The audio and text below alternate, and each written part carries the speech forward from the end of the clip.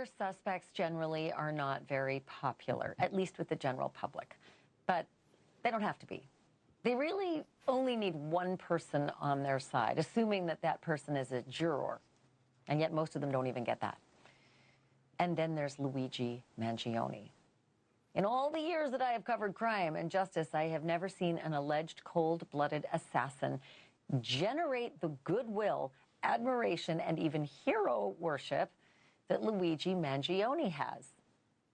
His looks certainly do not hurt in this equation. After all, Ted Bundy and Richard Ramirez had their fans too, and those guys were serial killers. But Luigi Mania is also about the victim, who has been depicted on social media as a fat cat CEO of a heartless and faceless insurance company. Some people even joked that in Brian Thompson's case, thoughts and prayers were, quote, out of network, which means Mangione received a hero's welcome when he checked into the Metropolitan Detention Center in Brooklyn. That's according to the Daily Mail, which also reports that P. Diddy, who's also locked up there, is none too pleased to share the spotlight with Luigi Mangione. Luigi reportedly hired Harvey Weinstein's prison consultant to help him prepare for what likely lies ahead behind bars. But he may want to save his money, because it is kind of starting to sound like he could be just fine. Beyond the prison walls, the sentiment seems to be the same as well.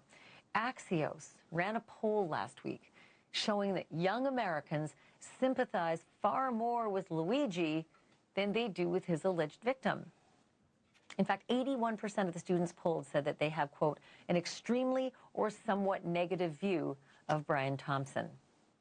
The other day I spoke with Harvey Levin of TMZ about all of this and about his latest installment of TMZ Investigates called Luigi Mangione, The Mind of a Killer.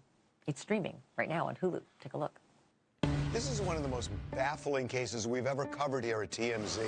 New secrets. Luigi had a dark side, possibly stemming from mental illness. New revelations. It would bother me if I thought my book had played a role in assassinating an individual.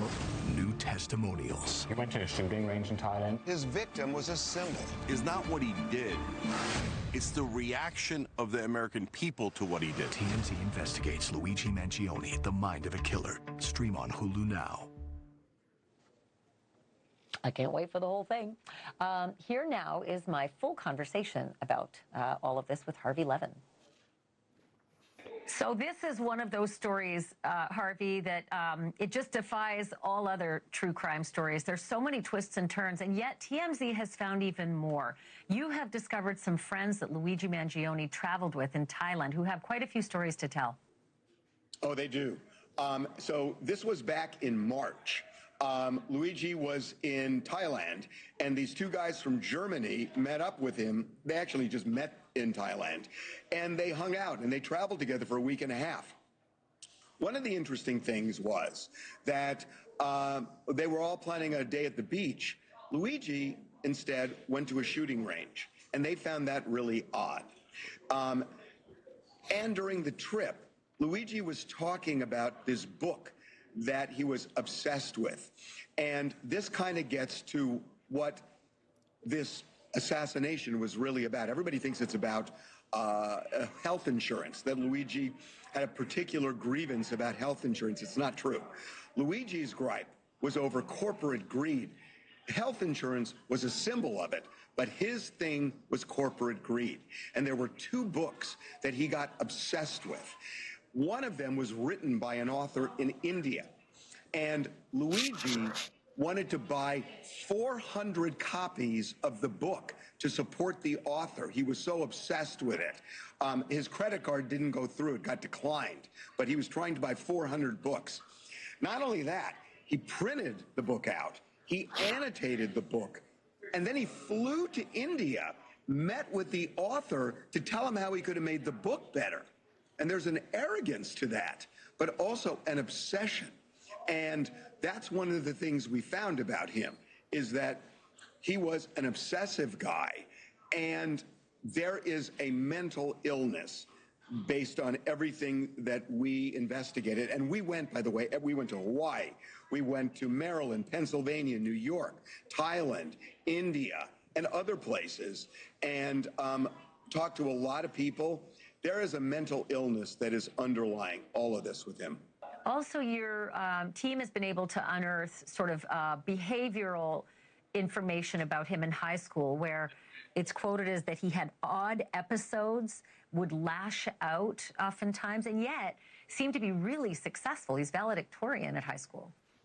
You know, that's one of the things that fascinated me, too, that if you look at the veneer here above the surface, he had everything going for him. He's a good-looking guy. He's smart, undeniably smart, well-read, successful. But, you know, it's one of the things that I learned doing my job here is that, you know, when you're covering people, there's kind of this gloss and illusion about Hollywood. And it's all none of it's real, you know, it's all imagery. And he was able to compartmentalize his life, or has been able to, where for the most part, he's a fun-loving, smart, engaging guy. And there were signs of what you just said that would erupt from time to time.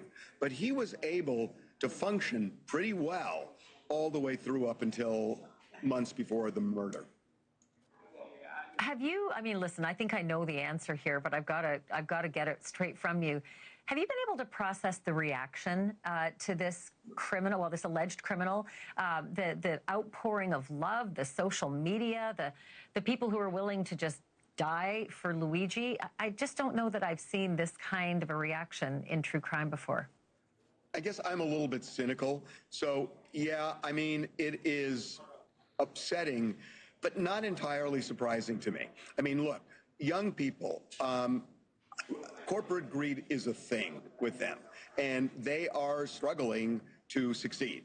And they blame it on the Elon Musks and the Jeff Bezoses and people like that, and the healthcare industry, you know, that makes a lot of money, or at least you look at the CEO who made, you know, more than $10 million a year, and they're angry.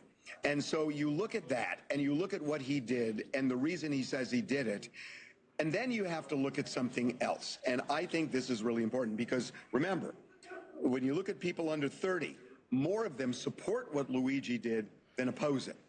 And I think 80% of that has to do with his looks. He is a really good-looking guy. And, you know, I posed the question to some of these people, if he were ugly, would it be the same reaction? I think there would be some of it, but I don't think you'd see it the way you see it now. He always makes such good points. My great thanks to Harvey, Levin. Luigi Mangione's next court hearing, originally set for just days from now, has actually been pushed to mid-February, but we're going to be watching for you, and we'll bring it to you. And be sure to catch TMZ Investigates Luigi Mangione, The Mind of a Killer. It is streaming right now on Hulu.